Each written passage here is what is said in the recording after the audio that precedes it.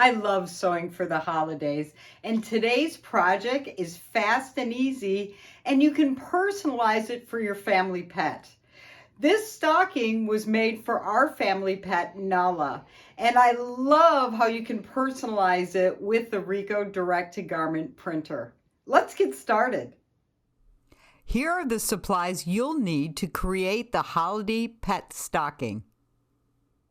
To create a pattern, I took an old holiday stocking, turned it inside out, laid it flat, and then traced around the design. I then added a 1/4 inch seam allowance. Using the stocking pattern, cut out 2 pieces for the lining fabric.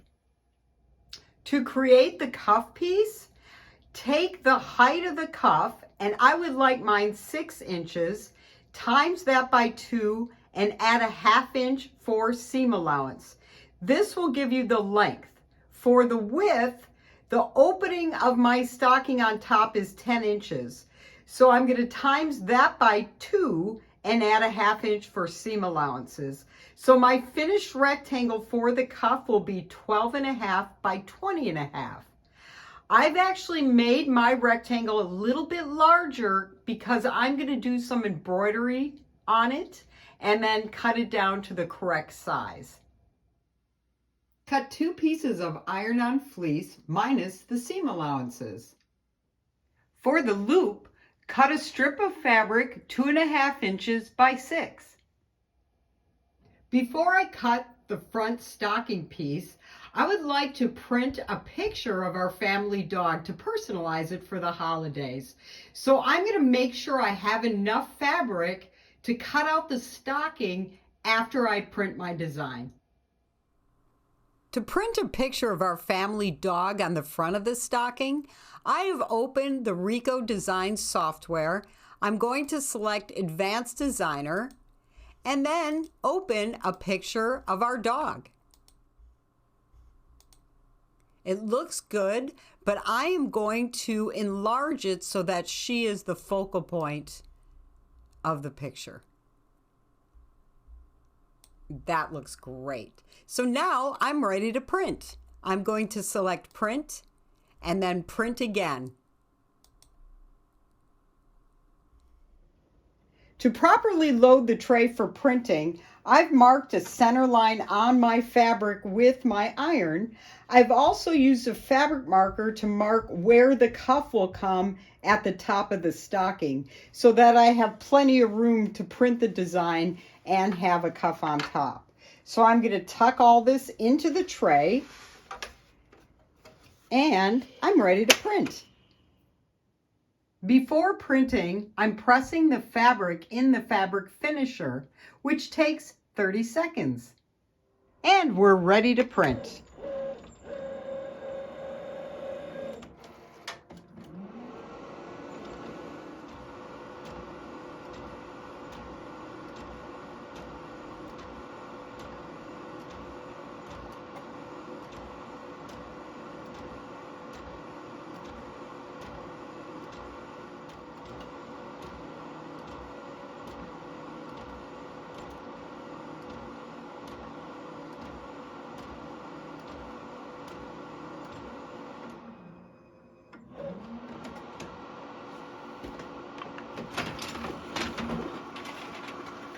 Oh, the print looks great.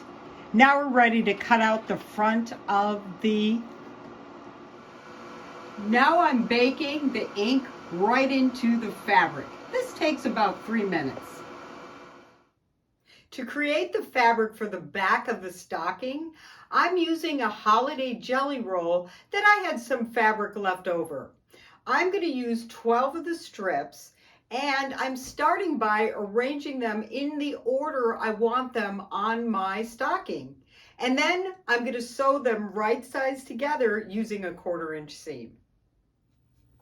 I'm going to sew the strips together using a 1/4 inch seam.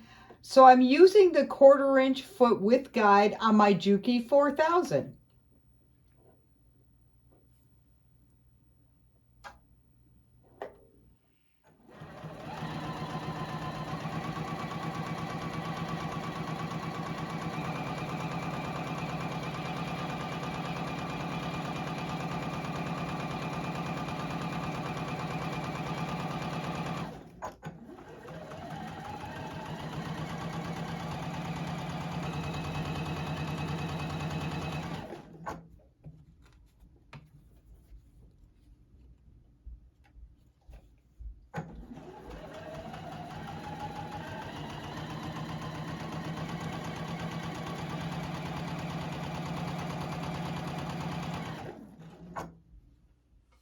Now that I've sewn the strips together and have pressed them, I have enough fabric now to cut out one back. Actually, I have enough fabric to make the whole stocking. If you want to just make one completely quilted, it'll look like this. However, today I'm going to print something special on the front, as you know, to complete the stocking. So I'm going to be cutting one back out of the striped fabric. So you will have enough to do two stockings if you're doing a different front. The front and the back of the stocking have been cut out and are ready for construction. First, I am going to press on the fusible fleece. Press the fusible fleece to the front and back pieces following the manufacturer's instructions. I always use a press cloth so that I don't have to clean glue off of my iron. Before I construct the cuff, I'm going to embroider Nala's name onto it. So I have pressed a center line on the vertical and horizontal because I want to make sure I put my embroidery design on the top left of this piece. So now let's embroider.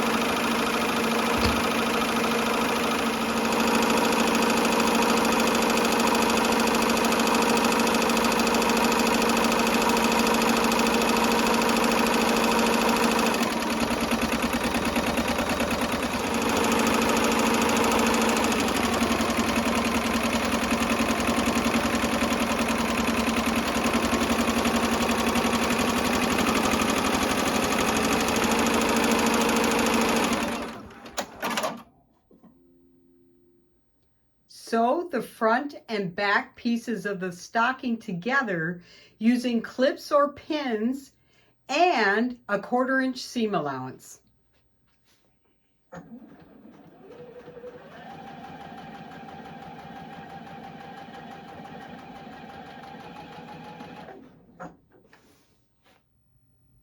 With right sides together, sew the lining pieces together using a 1/4 inch seam and clips to keep the pieces together.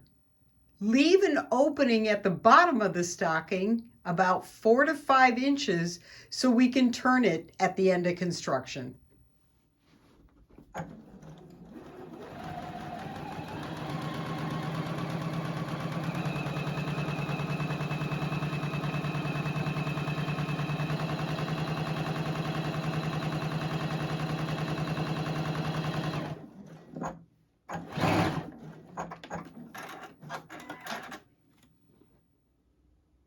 Fold the cuff right sides together and then sew the side seam or the short side using a 1/4 inch seam allowance.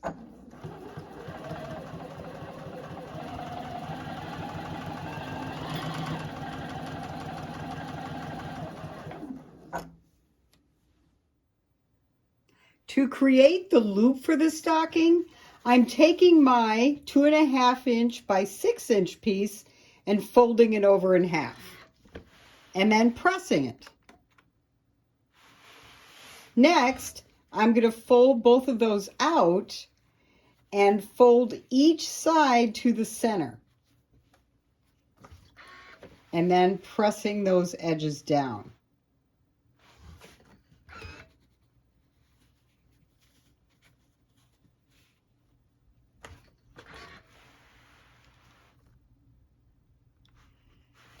Once I got those in place, I can now fold it over and press it into place.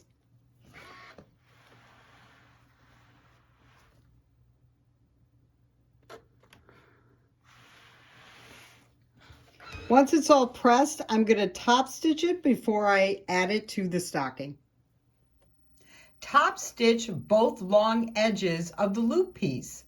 On the Juki Kikochi, I'm using my regular presser foot in a right needle position.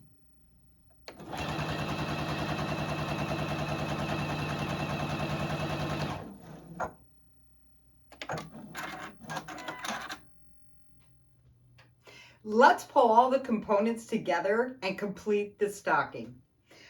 First, I have placed the cuff onto the stocking with the embroidery exactly where I want it to be, and I've clipped it at the seams. Okay, so it's all set on here. The next thing I'm going to do is I'm going to clip the loop in place. So take the loop, place it behind that seam on the left, and then I'm going to clip this into place too. Perfect. All right, the next step, we are going to take our lining, which is wrong side out. So you want the lining wrong side out, and I'm going to slip the stocking into the lining, just like this, and then line it up at the top, and then we'll sew it all together at the top. So I'm just pushing this in, and I'm going to line it right at the top of the seams. And remember, when we sewed the lining, we left a hole down here so that we can pull it all through at the end. So I'm going to use that hole to pull my stocking down. That looks good. And then I'm just going to clip the top in place. I've matched all layers at the top and have matched the side seams. So I'm ready to sew the top together. Before you do, double check the layers. The first layer is the lining wrong side out. The second is the loop, and then the cuff, and then the stocking itself. I'm going to use a serger to finish the seam because I love the way the serger gives a clean finished edge.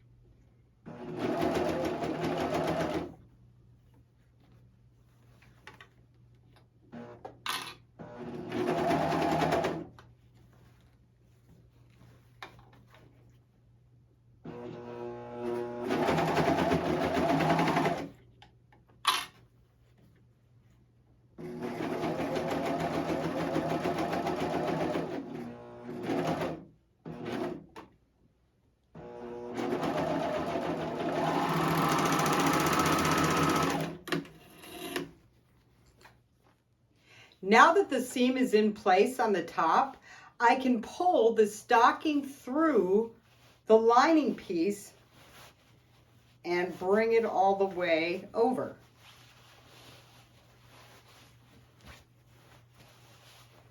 Be gentle because there are a lot of layers under here.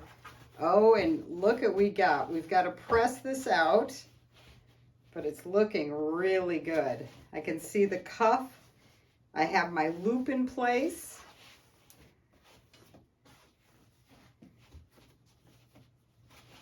And before you put the lining into the stocking, you'll want to sew this. You can hand stitch it, or you can simply top stitch it in place.